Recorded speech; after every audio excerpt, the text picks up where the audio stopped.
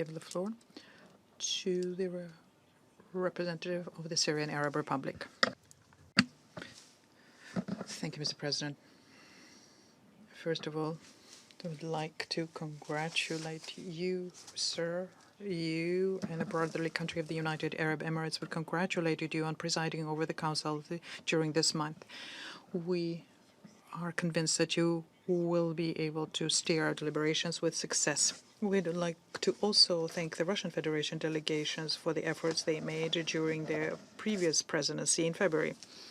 Mr. President, 9 years ago, on the 19th of March 2013, terrorist groups launched a chemical weapons missile in the Aleppo governorate.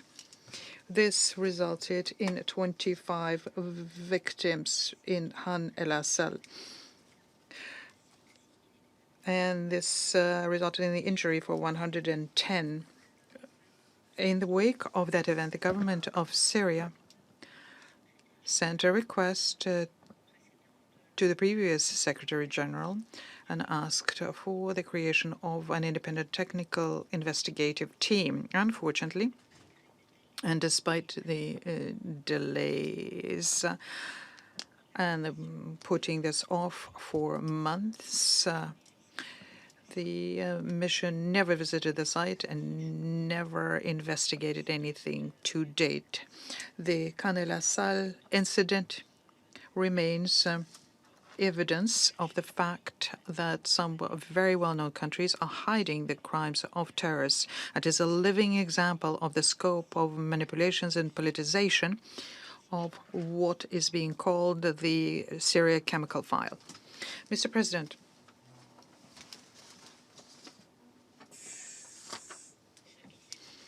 what happened as regards the incident of Khan el-Assal, where, again, I repeat, 25 people perished, most of them army personnel of the Syrian army, and 110 were injured through asphyxiation and other effects. And what happened there later became a system followed by the investigation and identification team when it handles the request from the Syrian government to investigate. And a certain number of investigations where terrorist groups used chemical weapons and chemical agents against civilians and against government forces. The same procedure, delaying and putting things off. Furthermore, the fact-finding mission have used faulty and dangerous methods. They're not in line with what is in the convention or in the list of things to investigate in their mandate. The mission accepts samples from third parties, anonymous third parties, who come from outside of Syria, instead of collecting samples themselves so as to preserve the chain of custody.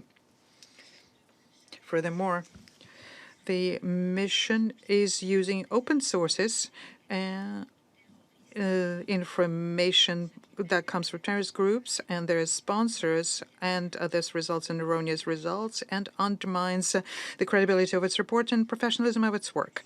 Mr. President, Syria, my country, has voluntarily acceded to the Chemical Weapons Convention and destroyed its stockpiles of chemical weapons and their production facilities. We were very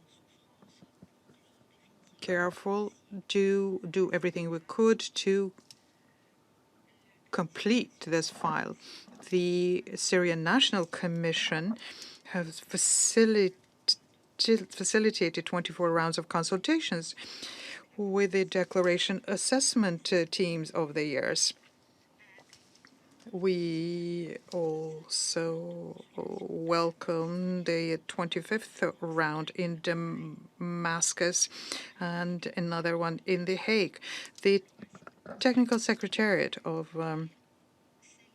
OPCW has full responsibility for the delay of the 25th round, and it is because it Director General stated here in the Council that it is too hot in Syria in summer, and then here invoked the non-delivery of visas to his personnel. One single person, and not, as was stated by other speakers today, was not issued a visa. Work does not depend on the presence of one single person who did not receive his or her visa.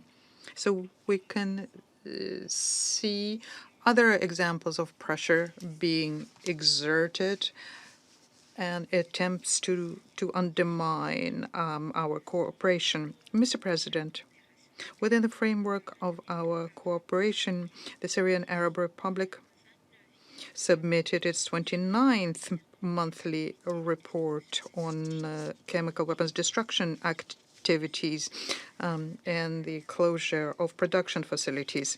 We continue working to facilitate a high-level meeting between the Minister of Foreign Affairs and the expatriates and the Director General of the organization to have it as quickly as possible, as well as to define the agenda and the work program to make sure that progress can be made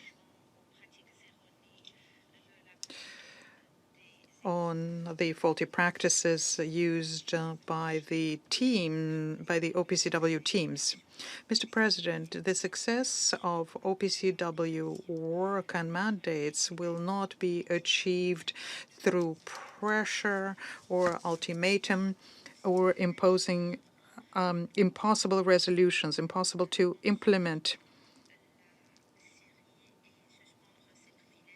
or suspending our rights and privileges within the OPCW.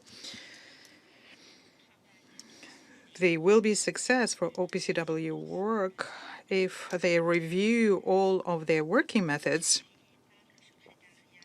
used by the technical secretariats and its bodies through the completely natural technical nature of its work. It should not become a tool to serve the interests of certain countries at the expense of our common values and non-proliferation. I thank you, President. I thank the distinguished representative of the Syrian Arab Republic.